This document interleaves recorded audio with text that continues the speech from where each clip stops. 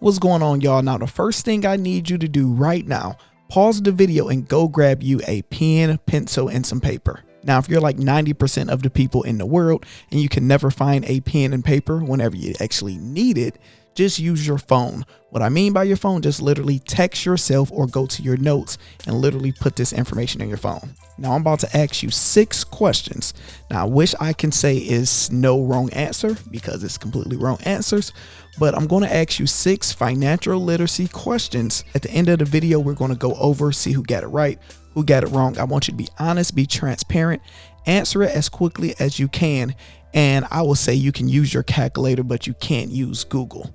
So we're going to circle around and I'm going to tell you guys exactly why we're doing this. So the first question, suppose you have $100 in your savings account earning 2% interest a year. Once again, you have $100 in your savings account, you're earning 2% interest a year. After 5 years, how much would you have? More than $102, exactly $102, or less than $102. We're not going to put don't know, you at least have to guess one. So hurry up, let's do it. Press pause if you have to pause it right here, look at it and think of it, and literally write down which answer do you have on your piece of paper or in your phone. So the second question, imagine that the interest rate on your savings account is 1% a year and inflation is 2% a year. After 1 year, would the money in your account buy more than it does today? Exactly the same or less than today?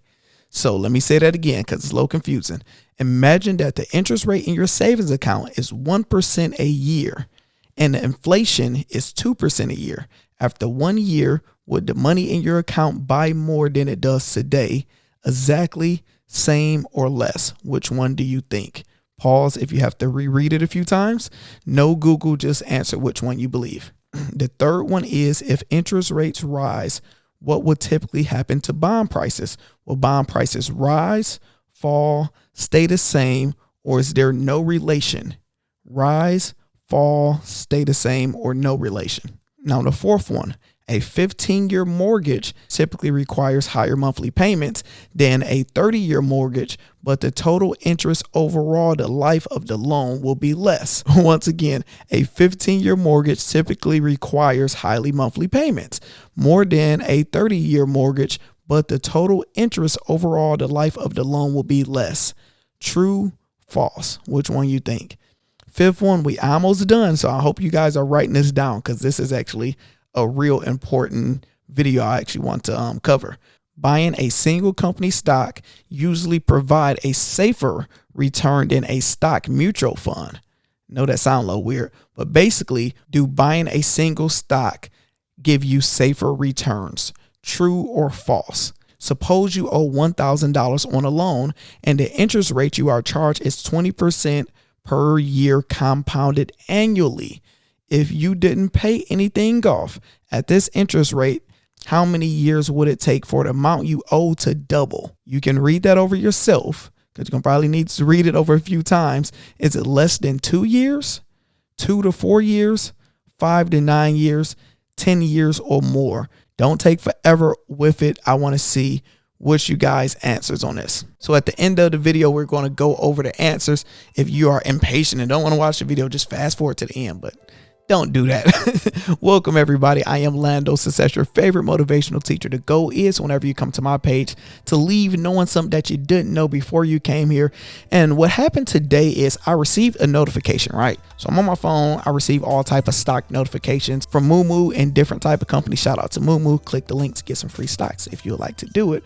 And this was actually from Google. And I want to share with you guys exactly what I seen. And it said, Americans of all ages are failing at financial literacy. And that shocked me because I'm like, yo, I have a quote unquote financial literacy YouTube channel. And if people are failing, am I failing on educating? So, I skimmed through this and it say to find in the new study of the TIAA Institute and George Washington University, so that long stuff. They basically did a financial literacy quiz And they do this quiz every single year. And it said the latest PF index is 50%, which means that on average, US adults were able to correctly answer only 50% of the index questions. So I want to see what you guys get. Now on this study, it's been going since I believe 2017. So they asked overall 28 different questions. I tried to do everything I could to find these questions. Let me know if you guys can find them, but they didn't really have them. So I Googled and actually just found some. You see right here, it says experience a very poor teacher. You see you have Gen Z, Gen Y, Gen X, baby boomers, and silent generation. I didn't even know that's called silent generation. So they're basically saying the older you are, the more financial literate you are. And that makes sense because you've been through life, been through mortgages and all of that type of stuff, right? You know, so they had a lot of different areas. You had uncertainty and risk, and people did the worst over there. And this was one question that they asked. An example of a risk and uncertainty question that they asked was, which of the following indicates the highest probability of getting a particular disease? And it said there is a 1 in 20 chance of getting a disease. So the way I did the math, I said 1 in 10 is basically 10%. So 1 in 20 is 5%. So we had 5% right here. 2% of the population will get the disease. So 5% is better than 2%. Then you have 25 out of every 1,000 people will get the disease. This is knowing the math. You are dividing 25 by 1,000, and that is like 0.025, I believe. And the answer is this one. But you know, I didn't even know they answered the question right here, but that's the answer. So that's what type of questions that they was asking in this general area where people was getting the wrong answers. So after me seeing this, I started doing more research and started looking up more things. So I was able to find the real thing and see exactly what is going on. So we're just going to skim through it. We're not going to go over the full whole thing. You can check this out. I'll probably have the link in the description. Or you can just Google and you will see everything. So it's like, okay, we did all of this. Here go to key findings. Many Americans function with a poor level of financial literacy. A consistent finding over the first 6 years of them doing this. On average, US adults correctly answered only 50% of the index questions in 2022. 18% correctly answer over 75% of the index question, while only 23% correctly answered 25% or fewer. Comprehending risk is again the area which functional knowledge tend to be the lowest among US adults. On average, 36% of these questions were answered correctly. So they have a lot of stuff. Then they basically talk about the races. You have Asians did outstanding. You had white people did under them. Then I believe it was black and Hispanics basically did the lowest. Now here go the areas right here. They cover earning, determining of wages and take home pay, consuming, budget and managing. You have saving, you have investing, borrowing and managing debt, insuring, like insurance type, comprehending risk, which everybody did the lowest, and go-to information sources. So which one, just by looking at this, which one do you think will be your PowerPoint? I know I will understand the wages. I will understand saving, investing. I'm not the biggest borrower. Insurance, I'll probably understand. Comprehending risk probably could be my lowest. I don't know. So which one will probably be your lowest? Let me know in the comments what you guys think. So looking at the overall financial literacy, here go the charts from 2007 to 2022, with 2017 to 22. You see, it was at 49%, 50. Then we got better from 2017 to 20. We literally get better and smarter every year. Then we drop back down. So it's like, why did we actually drop back down? Let me know what's your opinion. Why do y'all think we drop back down? I thought it should be better because we have more access to like YouTube and stuff. This is a chart where they basically break down the knowledge. People had the most knowledge on borrowing. Then they had saving, consuming, go-to, earning, and you see insurance and comprehending risk was the lowest. So that is called a clue, my beautiful people. Now the demographics vary in financial literacy. So let's talk about that for a second. Now, for those of you that don't know, I am not a financial advisor. I'm just a black brother giving y'all some game. With me being a black brother that completely understand black economics, power economics, white supremacy, all of that. black people is going to be at the bottom of the totem pole overall. Why black people going to be at the bottom? First, we had a thing called slavery. Then we had denied access to education, and you go from systematic white supremacy, Jim Crow laws, all of that type of stuff. So when it comes down to financial education, black people is going to be basically last. So if you are a black person watching this, it's real important to understand doing that research and understanding financial literacy, because yes, we have to deal with white supremacy, so I get it, but we have to work that much harder, and we have to put that much more work to be able to educate ourselves, our kids. Same thing that go with Hispanics, because the Hispanics is lower, then you have Asians, and you have white people at the top. So however y'all feel about that, or you people get in the comments, Lando, white supremacy don't exist, my page, shut up, y'all be all right. So back to the video. So you have to understand that, because as a black man in America, it's going to piss you off looking and seeing exactly what's going on, because you know, if you're educated on it, if a black person and a white person work the exact same job, the exact same skills, a white person is going to get paid more, which is completely unfair. It's not right. It's not equality, but that is real life. So it's hard to completely compare or catch up, because you know, you're starting so far behind the 8-ball. Now, this is a very interesting part that I wanted to cover, and I want you guys to see this because they're going by race. I can't zoom in because it's weird. Now I'm going to skim through a few of them. So you have Asians right here, black, Hispanics, and you have white. So it's say the percentage of the index questions answered correctly. You have under 50% and you have over 50%. So it's say find it difficult to make ends meet in a typical month. Asians said 29% of people. Black people say 39% of people. Hispanics had the highest of 42% and whites had 33%.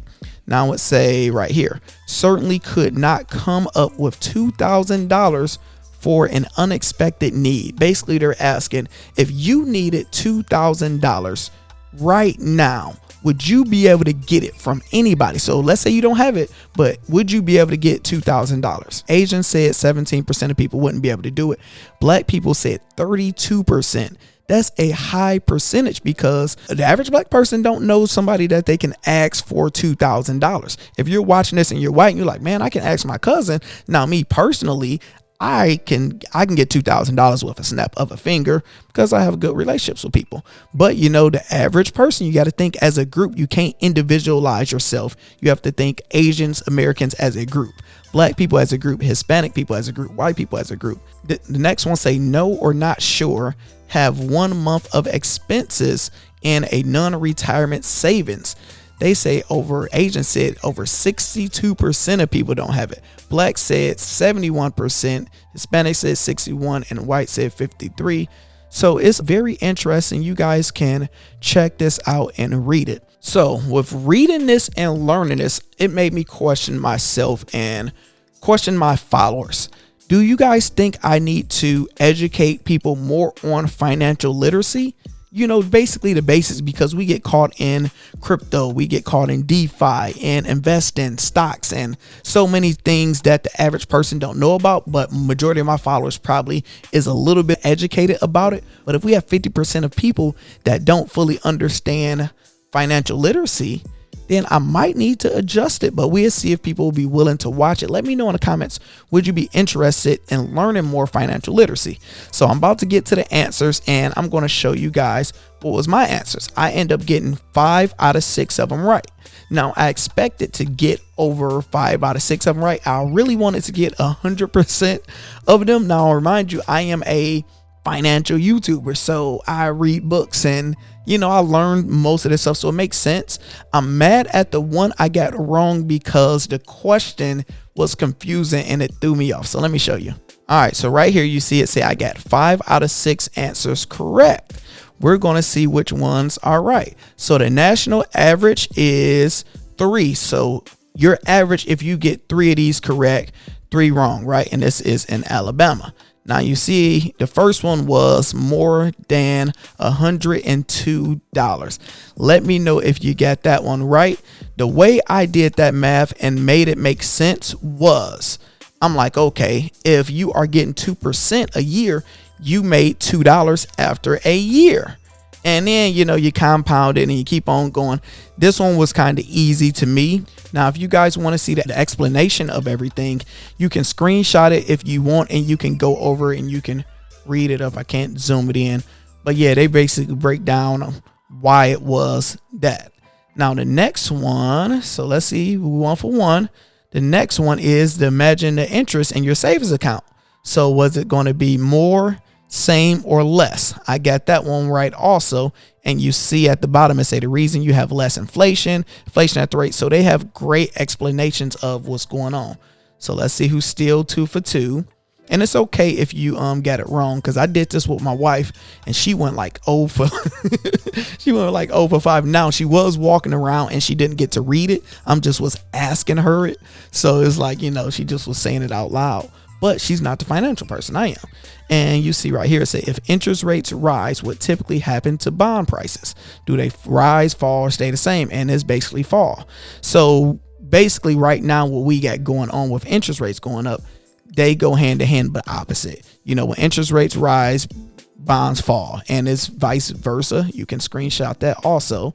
So I started off the first 3 good. Now this one confused me, because it said a 15-year mortgage typically require highly monthly payments than a 30-year mortgage. I completely understand it. I completely get it. But it said the total interest over the life of the loan would be less. That completely confused me. I didn't know if it was true or false. I went with false. I'm mad I did. And even reading it, I'm still kind of confused. So if somebody understands this better and can break it down in the comments to make me understand it, then feel free, because it say assuming the same interest rates for both loans, you will be paid less in interest over the lifetime of a 15-year loan versus the 30-year loan, because you repay the principal at a faster rate. So I get that you're repaying the principal at the same rate, but I thought the loan price will be like the percentage will be different versus a 15 and 30 year, right? So say this explains why the monthly payments for a 15-year loan is higher.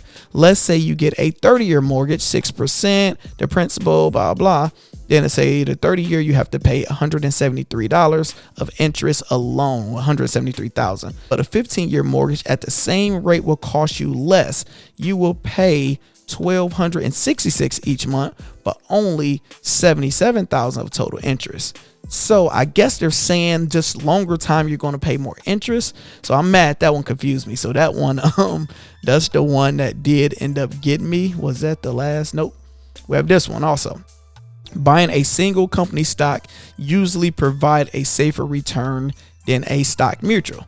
That is false, because the way I explained it to my wife is if you have one stock, let's say you have a Southwest Airlines stock and it's at 50 and it's at $100. If it dropped down 50% and you have $100 in there, you're going to have $50, right? But in a mutual fund, if they have a lot of different, let's say they have 10 airlines in there and Southwest dropped down 50%, you're only going to lose 10%. You're only going to lose $10. But let's say Delta Airlines rise up. So investing in a company that's just one, investing in a mutual fund, you have more options, if that make any sense. And I believe the last one to say supposedly you owed $1,000 on a loan. I think this one messed people up because it's the compound interest that mess people up annually. So after, you got to think 20% of $1,000, that's going to be at the end of the year is going to be $1,200. So that next year you're doing 20% of $1,200, not 20% of $1,000.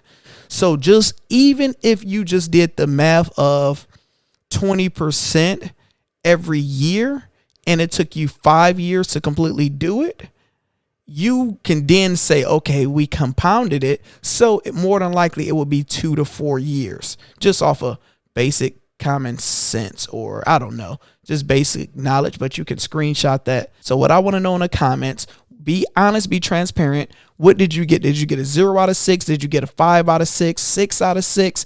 What is your race also in your age? So we can have an idea of what type of content do I need to release for people to get us more on some basics of financial literacy and understanding some things. And we might switch up some of the books. So you see right here, I did The Latte Factor. If you never read this book, get it on Amazon. It's quick and easy. or actually I probably have it in the bio where I actually get a percentage with my Amazon affiliate link. So check and see if I have it down there. If not, I'll probably add it. It's a quick book. It's probably only like 100 and something pages. So if y'all have any questions, let me know in the comments. I appreciate you guys. Make sure you like, make sure you press subscribe. Click the link in the bio to see a bunch of ways you can get free stocks, you can get free crypto, and all of that. I'm Lando Success. I will talk to you guys later. I hope you enjoyed it, and I'm out.